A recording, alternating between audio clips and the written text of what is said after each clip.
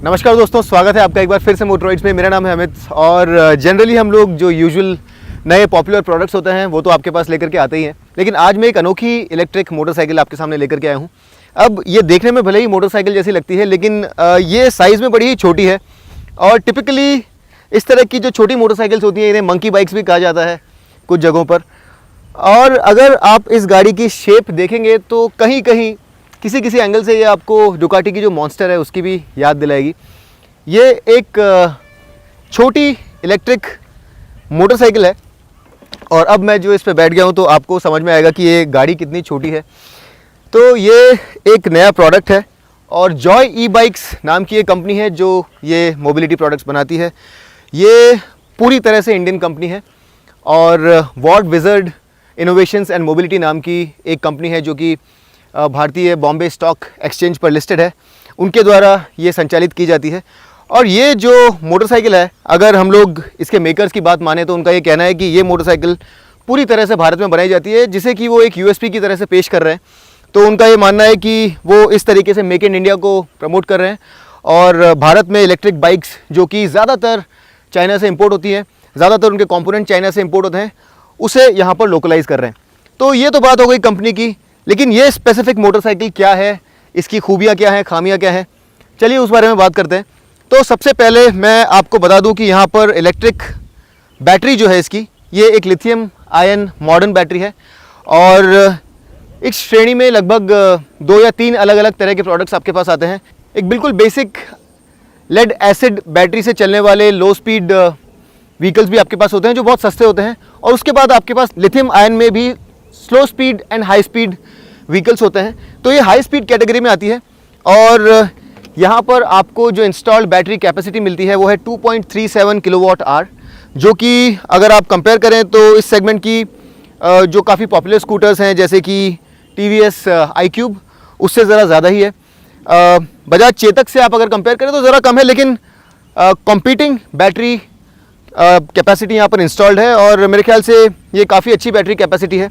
इस गाड़ी की रेंज कंपनी द्वारा जो स्पेसिफाई की गई है वो है 100 किलोमीटर्स और यहाँ पर आपको 3 मोड्स मिलते हैं और उन्हें आप यहाँ से इस तरह से चूज़ कर सकते हैं। और स्पेसिफिकेशंस की अगर हम लोग बात करें तो ये जो फर्स्ट मोड है इसमें आप 25 किलोमीटर्स पर आवर की स्पीड अचीव कर सकते हैं, सेकंड मोड में 40 किलोमीटर्स पर आवर की स्पीड और थर्ड मोड में आप 62 किलोमीटर्स पर आवर की टॉप स्पीड अचीव कर सकते हैं। लेकिन जब मैंने इसे टेस्ट किया आज तो जो स्पीडो इंडिकेटेड स्पीड थी वो स्पेसिफाइड स्पीड से ज़्यादा थी और फर्स्ट मोड में आप 45 किलोमीटर्स पर आवर तक पहुंच सकते हैं स्पीडों पर, सेकंड मोड में 60 किलोमीटर्स पर आवर और थर्ड मोड में आप 72 किलोमीटर्स पर आवर की टॉप स्पीडों पर देख सकते हैं। एक बड़ी विशेष बात इस मोटरसाइकिल की जो है वो ये है कि इसकी सीट हाइट बहुत ही नीची है। तो ये जो छोटे लोग हैं, कद में छोटे हैं, उन्हें बहुत अच्छे से सूट करेगी। मेरी हाइट लगभग 5'10" है और मेरी नीज़ भी आप देख रहे होंगे बेंट है, लेकिन फिर भी मैं अपने हील्स को बड़ा इजीली नीचे टच कर पा रहा हूँ। तो बड़ी नीचे बहुत ही इजीली मनूवरेबल बाइक है, बहुत ही फन किस्म की बाइक है। इसका व्हील बेस अगर आप देखेंगे तो बड़ा छोटा है, लंबा व्हील बेस नहीं है। और इसका जो रेक है, अगर आप इसके फॉक्स का रेक देखेंगे तो ये भी बड़ा शार्प है। तो एक बड़ी फन शार्प स्टीयरिंग वाली मोटरसाइकिल ये बन के आती है। ऑब्वियसली ये बहुत लंबे डिस्टेंसेस के लिए नहीं है, लेकिन सिटी में आप इसे चलाएंगे तो आपको काफ़ी मज़ा आएगा। कुछ और उल्लेखनीय बातें यहाँ पर मैं आपको बताता हूँ।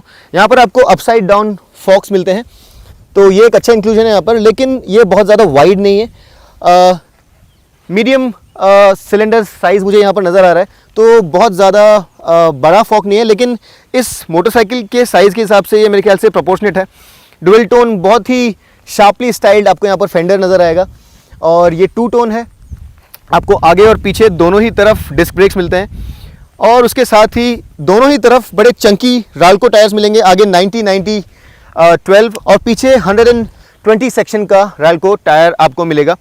तो जो टायर्स हैं ये भी काफ़ी चंकी लगते हैं और इस मोटरसाइकिल का जो ओवरऑल लुक है इसे काफ़ी फंकी बनाते हैं। अब इसके अलावा यहाँ पर लाइटिंग जो है ये ब्लिंकर्स के लिए और DRLs के लिए LED है, और जैसा कि आप यहाँ पे देख रहे हैं इसके जो ब्लिंकर्स हैं ये पूरी तरह से LED है और ये जो DRL यहाँ पर आपको नज़र आ रही है ये भी LED है। लेकिन जो मेन हेडलाइट है ये यहाँ पर हैलोजन है और मेरे ख्याल से अच्छी बात है, क्योंकि LED लाइट जो है इनका प्रकाश बहुत ज़्यादा इफेक्टिव नहीं होता है, ऐसा मैंने अक्सर देखा है। और ये लाइट्स यहाँ पर आप देख सकते हैं, हाई बीम ऊपर है और लो बीम नीचे है। अब जो मॉडर्न स्कूटर्स बहुत सारे आ रहे हैं, वहाँ पर आपको इंस्ट्रूमेंट कंसोल में बहुत ही अलग अलग तरह के फीचर्स मिलते हैं। यहाँ पर भी इंस्ट्रूमेंट जो कंसोल है ये कलर्ड है, लेकिन यहाँ पर इसे काफ़ी बेसिक रखा गया है। और आपको जो रिमेनिंग रेंज है वो यहाँ पर नज़र आएगी। रेंज की अगर हम लोग बात कर रहे हैं तो जो रेंज हमें यहाँ पर दिखाई दी ये काफ़ी ट्रू थी, और जितने किलोमीटर्स हम चले उतनी ही रेंज कम हुई, उसमें कुछ फ्लक्चुएशन नहीं मिला, तो ये काफ़ी अच्छी बात है। ये यहाँ पर आपको बैटरी इंडिकेशन नज़र आएगा, ये स्पीड है। और ये जो गियर आप यहाँ पर देख रहे हैं ये एसेंशियली ये जो 3 मोड्स हैं यहाँ पर उसकी रीडिंग है। तो अगर आप इसे फर्स्ट मोड में रखेंगे तो यहाँ पर 1 नज़र आएगा। उसके अलावा ये यहाँ पर जो आप देख रहे हैं इसे दबा करके आप अलग अलग जो रीडआउट्स हैं वो देख सकते हैं। यहाँ पर आपके पास एक ट्रिप मीटर है और एक ओडोमीटर है। कुछ टेलटेल लाइट्स हैं यहाँ पर, टर्न इंडिकेटर्स और हाई बीम। और ये रेडी वाला जो बटन है यहाँ पर, ये जब आप गाड़ी को साइड स्टैंड से हटा करके ये इग्निशन बटन यहाँ पर दबाते हैं तो ये रेडी ग्रीन हो जाता है, और उसके बाद आप इस मोटरसाइकिल को यूज़ कर सकते हैं। जो मेन की स्लॉट है वो यहाँ पर है। और यहाँ पर एक बड़ी इंटरेस्टिंग बात मैं आपको बताना चाहता हूँ कि जनरली आप अगर चाइनीज़ इंपोर्टेड मोटरसाइकिल्स को या चाइनीज़ इंपोर्टेड स्कूटर्स को देखेंगे तो वहाँ पर स्विच गियर बहुत ही सिमिलर होता है, क्योंकि ज़्यादातर मैन्युफैक्चरर्स सेम स्विच गियर और सेम इंस्ट्रूमेंट कंसोल यूज़ करते हैं। लेकिन यहाँ पे अगर आप देखेंगे तो ये जो स्विच गियर और ये ग्रिप्स हैं ये अलग हैं, और मुझे कहते हुए खुशी हो रही है कि इनकी क्वालिटी भी जो जनरली आपको ख़राब किस्म के जो इलेक्ट्रिक बाइक्स और स्कूटर्स होते हैं उनसे ज़रा बेहतर नज़र आएगी। यहाँ पर आपको कॉर्नर में ये एक डिम्पल्ड स्टाइलिंग भी नज़र आएगी, और ये डार्क क्रोम जैसा ट्रीटमेंट यहाँ पर दिया गया है जो देखने में काफ़ी अच्छा लगता है। हैंडल बार यहाँ पर सिल्वर फिनिश्ड है, और जो स्विच गियर है इसकी क्वालिटी जो जनरली जो चाइनीज़ कंपोनेंट्स होते हैं उससे काफ़ी बेहतर है। ये यहाँ पर हॉर्न है, और इस हाई बीम को आप डे फ्लैशर के तौर पर यूज़ कर सकते हैं। मिरर्स मेरे ख्याल से ज़रा और वाइड हो सकते थे, लेकिन फिट और फिनिश की अगर आप बात करें तो काफ़ी अच्छी फिट एंड फिनिश है। कहीं कहीं पर आपको ऐसा लगेगा कि शायद ज़रा बेहतर हो सकती थी, बट ओवरऑल जनरली इस सेगमेंट में जो बाइक्स आती हैं उन बाइक्स के लिहाज से अगर देखा जाए तो ये काफ़ी अच्छे से फिनिश्ड मोटरसाइकिल है। इसकी सीट एक काफ़ी इंपॉर्टेंट डिस्कशन हो सकता है आप में से जो लोग देख रहे हैं उनके लिए, क्योंकि ये एसेंशियली एक सिंगल सीटर बाइक है। यहाँ पर अगर आप किसी पिलियन को बिठाने का सोच रहे हैं तो वो पॉसिबल नहीं होगा, और ये स्पेस बिल्कुल भी सूटेबल नहीं है। तो एक फंकी किस्म की फ़न बाइक है। अगर आप इसे प्रैक्टिकलिटी के लिहाज से देखेंगे तो शायद आपको ज़्यादा रास ना आए, लेकिन काफ़ी फंकी, देखने में काफ़ी अलग किस्म की मोटरसाइकिल है, और शॉर्ट डिस्टेंसेस में आपकी जो राइड है उसे ज़्यादा फन बना देगी। पीछे वाला सस्पेंशन मोनोशॉक है, और यहाँ पर आपके पास किसी तरह की कोई एडजस्टेबिलिटी नहीं है। मैं आपसे क्षमा चाहता हूँ कि ये जो गाड़ी है ज़रा गंदी हो गई है, बारिश का मौसम है और हम लोग यहाँ तक आए और आते हुए ये गंदी हो गई। वक्त हमें नहीं मिल पाया कि हम लोग इसे साफ़ करें, क्योंकि कोई भरोसा नहीं है कब बारिश शुरू हो जाए। यहाँ पर ऊपर आपको ये एक स्टोरेज स्पेस मिलता है, और इसे अगर आप अंदर से देखेंगे तो अच्छा खासा स्पेस है। यहाँ पर ओपनिंग ज़रा छोटी है तो बड़े ऑब्जेक्ट्स आप अंदर नहीं डाल पाएंगे, लेकिन अंदर वॉल्यूम काफ़ी सारा है, तो यहाँ पर आप काफ़ी सारा जो ये स्पेस है इसे इस्तेमाल कर सकते हैं, और ये काफ़ी यूजेबल होगा। मेरे ख्याल से इसका जो ये लिड है ये और ज़रा स्टर्डी हो सकता था। अब हम लोग अगर स्पेक्स की बात करें तो यहाँ पर आपको जो बैटरी कैपेसिटी है वो 2.37 किलोवाट आवर की मिलती है, और जो पावर है मोटर की ये है 1500 वाट्स, और ये एक हब माउंटेड मोटर है। तो यहाँ पर जो ड्राइव है वो मिड ड्राइव नहीं है, आपको हब माउंटेड मोटर मिलेगी जहाँ पर आपको इंस्टेंट एक्सेलरेशन मिलता है। और इस गाड़ी का परफॉर्मेंस इस सेगमेंट में जो और दूसरी गाड़ियां हैं उनसे अच्छा है या वैसा ही है, तो आपको स्पीड या एक्सेलरेशन के मामले में किसी तरह की कोई प्रॉब्लम नहीं होगी। टॉर्क सारी इलेक्ट्रिक बाइक्स जो हैं ऑलमोस्ट इंस्टेंटली बनाती हैं, तो इसकी जो पुलिंग पावर है काफ़ी अच्छी है, और जो इसकी लोडिंग कैपेसिटी है 150 kgs है। तो 2 लोग तो यहाँ पर नहीं बैठा सकते आप, लेकिन अगर आपका वज़न काफ़ी अच्छा खासा है तो भी आप अगर इस पर बैठेंगे तो ये गाड़ी कंप्लेंट नहीं करेगी। ये यहाँ पर आपको मेन फुट पैक नज़र आएगा, और ये पीछे वाला जो पिलियन फुट पैग है, न जाने क्यों है, इसे आप इस्तेमाल नहीं कर पाएंगे। बहरहाल जो क्वालिटी है वो यहाँ पर अच्छी है। और जनरली जो बहुत ही ख़राब किस्म के इलेक्ट्रिक व्हीकल्स होते हैं जहाँ पर ये फुट पैग्स और सब फ्रेम जैसी चीज़ें काफ़ी ख़राब तरीके से बनाई होती हैं, वैसा यहाँ पर नहीं है। आपको जो मोटरसाइकिल है काफ़ी अच्छे से पुट टुगेदर मिलेगी, कहीं से किसी तरह की स्क्वीक्स नहीं आ रही हैं, आवाज़ नहीं आ रही है, काफ़ी सॉलिड लगती है मोटरसाइकिल। सस्पेंशन थोड़ा सा स्टिफ साइड पे है, बहुत ज़्यादा कंफर्टेबल या स्क्विशी नहीं है, थोड़ा फर्म है, लेकिन इससे इसकी हैंडलिंग काफ़ी इंप्रूव हो जाती है। टायर्स हालांकि काफ़ी चौड़े हैं, लेकिन ये जो टायर्स हैं ये ड्यूरेबिलिटी के लिए बने हुए हैं। और यहाँ पर ब्रेकिंग भी काफ़ी स्ट्रॉन्ग है। जब आप ज़ोर से ब्रेक करते हैं, खास करके पीछे वाले टायर जो हैं ये लॉक होते हैं, तो यहाँ पर अगर ABS की फ़ीचर भी होती तो मेरे ख्याल से ज़्यादा अच्छा होता, क्योंकि ये मोटरसाइकिल जो है ये परफॉर्मेंस के मामले में एक लो स्पीड स्कूटर से कंपेरेबल नहीं है, अच्छी खासी स्पीड से अचीव कर लेती है। तो मेरे ख्याल से यहाँ पर अगर ब्रेकिंग में हमें ABS की ऑप्शन भी मिलती तो ज़्यादा बेहतर होता। अब ये गाड़ी बहुत ही लाइट वेट है, बहुत ही ईजी टू मैन्यूवर है, और सिटी में आप इसे चलाएंगे तो आपको जेन्युइनली बहुत मज़ा आएगा, बहुत फन टू राइड है। ग्राउंड क्लियरेंस 150 mm का है, जो बहुत ज़्यादा तो नहीं है, लेकिन आपकी डे टू डे ज़रूरतों के लिए काफ़ी है। ख़राब स्पीड ब्रेकर्स पे भी हम इसे लेकर के गए तो कहीं पर नीचे ब्रश नहीं हुई, तो जनरली आपको यहाँ पर कोई प्रॉब्लम नहीं होगी। ये यहाँ पर अगर आप देख रहे हैं तो कुछ रेडिएटर जैसा आपको नज़र आएगा, लेकिन ये आपका बैटरी का हाउसिंग है और यहाँ पर और कुछ नहीं है, इसे केवल एक फॉर रेडिएटर जैसा लुक दिया गया है। साइड पैनल को एक सिल्वर और ब्लैक 2 टोन फिनिश दिया गया है, और ये कुछ अगर ये फ्रेम यहाँ पर आप देखेंगे तो इसके अंदर छुपा हुआ है, और ये एक सिर्फ प्लास्टिक पैनल है। इसका जो फ्रेम है वो आपको अंदर की तरफ मिलेगा और वो यहाँ से विजिबल नहीं है। तो कोई भी ओपन इलेक्ट्रिकल्स या किसी तरह के ख़राब दिखने वाले वायर्स आपको नज़र नहीं आएंगे, सब कुछ बड़े अच्छे से यहाँ पर कवर कर दिया गया है। और जो स्टाइलिंग है, जैसा मैंने आपको पहले बताया, एक नेकेड मॉन्स्टर मोटरसाइकिल जो डुकाटी की आती है उससे कुछ कहीं प्रेरणा लिए हुए हैं।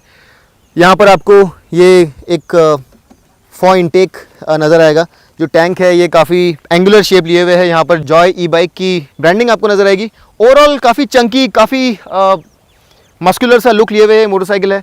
एक बड़ी इंटरेस्टिंग सी चीज़ जो आपको यहाँ पर नज़र आएगी वो ये है कि पीछे वाले जो ब्रेक्स हैं इनकी जो लाइन है ये ब्रेडेड है, तो इसके लिए शायद ब्रेकिंग कुछ ज़्यादा ही स्ट्रांग हो गई है, और जब आप इसे ज़ोर से अप्लाई करते हैं तो ये गाड़ी बहुत इजीली स्लाइड करती है।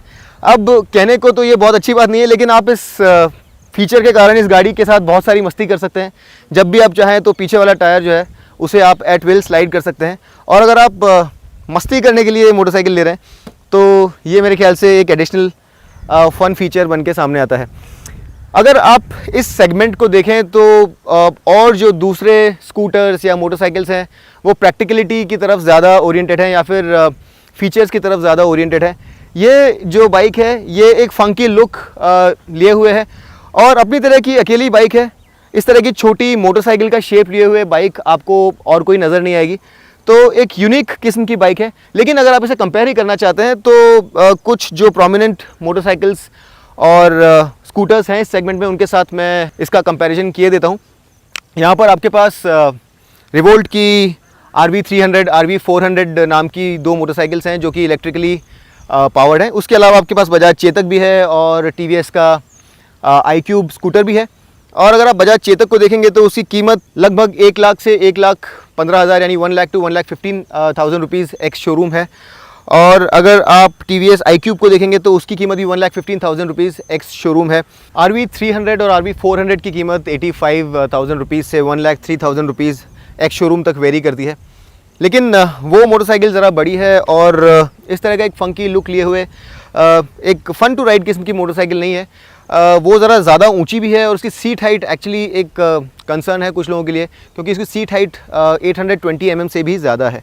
तो एक बहुत ही एक्सेसिबल एवरीडे यूज़ के लिए अगर एक मोटरसाइकिल आप देख रहे हैं तो ये बहुत ही इंटरेस्टिंग सा कॉन्सेप्ट है। इसका नाम है ई-मॉन्स्टर और ये आप में से उन लोगों के लिए जो एक अलग किस्म की पहचान लेकर के चलना चाहते हैं उनके लिए ये मोटरसाइकिल मेरे ख्याल से काफ़ी अपील करेगी और आप इसकी टेस्ट राइड ज़रूर लीजिए। मैं इसकी वारंटी के बारे में भी आपको बताता हूँ। यहाँ पर आपको 2 साल की अनकंडीशनल वारंटी मिलती है प्रोडक्ट और बैटरी के ऊपर, और आपको 5 साल की 50,000 किलोमीटर कंडीशनल वारंटी मिलेगी, जहाँ पर 2 साल के बाद में अगर आप बैटरी रिप्लेस करवाना चाहते हैं तो शायद आपसे कुछ सवाल जवाब भी हो कि कहीं कुछ पानी तो नहीं गिर गया है या कहीं मैन हैंडल तो नहीं हुई है बैटरी की मैं बात कर रहा हूँ। तो आपको ये भी बता दूँ कि बैटरी यहाँ पर नॉन रिमूवेबल है, यानी कि आप बैटरी निकाल करके अपने घर में ले जा करके चार्ज नहीं कर सकते हैं। और मैं आपको इसका चार्जर भी दिखा देता हूँ। तो इस गाड़ी का चार्जर कुछ इस तरह से नज़र आता है, बहुत ज़्यादा भारी नहीं है, और ये आप यूज़ करके अपने गैराज में जहाँ भी गाड़ी खड़ी है वहाँ इसे चार्ज कर सकते हैं। और चार्जिंग के लिए जो पोर्ट है वो आपको यहाँ ये नज़र आएगा, ये मार्क्ड है रेड और ब्लैक, ताकि आपसे गलती ना हो और आप इसे इस तरह से डाल के चार्ज कर सकते हैं। चार्जिंग टाइम है लगभग 5 आवर्स, और 5 आवर्स चार्ज करने के बाद में आपको 100 किलोमीटर्स की रेंज मिल जाएगी। और ये जो रेंज है ये टॉप मोड में है, जो सबसे पावरफुल मोड है, जहाँ पर आपको top speed specified 62 kilometres per hour की मिलती है, उसके लिए है।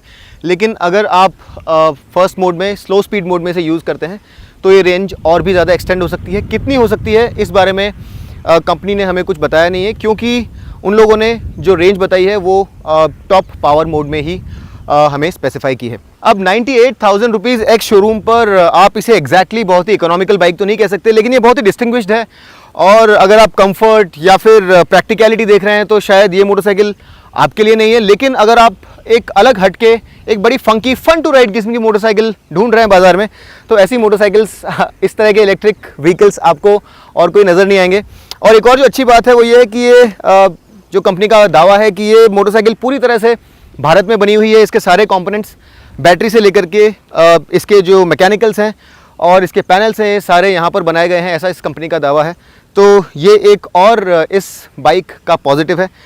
तो अगर आपको ये स्टाइलिंग और ये अलहदा डिफरेंट सा लुक पसंद है तो आप ज़रूर इस बाइक की टेस्ट राइड लीजिए। एक अच्छी बात जॉय ई बाइक्स के साथ जो है वो ये है कि इनका प्रेजेंस अक्रॉस इंडिया काफ़ी अच्छा है। साउथ इंडियन मार्केट इन लोगों ने बहुत ही अच्छे से कवर कर रखा है। महाराष्ट्र, गुजरात के अंदर भी इनका काफ़ी अच्छा प्रेजेंस है। ये गाड़ियाँ गुजरात में वडोदरा में बनती हैं, और इसके अलावा Rajasthan, Madhya Pradesh, Delhi, north Indian states में भी ये लोग अपनी प्रेजेंस बढ़ा रहे हैं, ईस्ट में भी अपनी प्रेजेंस बढ़ा रहे हैं।